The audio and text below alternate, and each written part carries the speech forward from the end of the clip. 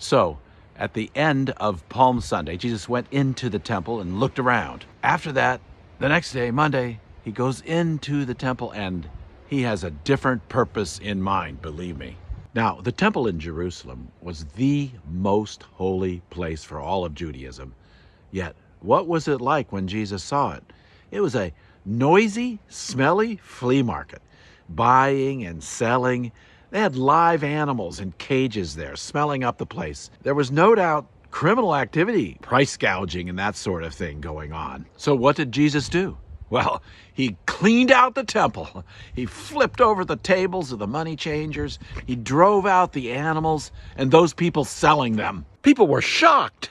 This was just crazy. Jesus is showing who owns the house. It's God's house, and he sets the rules. That means evil has to go.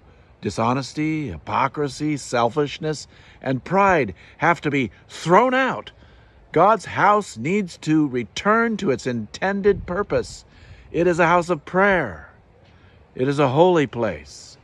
God is honored there. Jesus wants to clean our house too. Jesus wants us to find our true purpose in God. He wants to kick out the evil so we can love and honor him.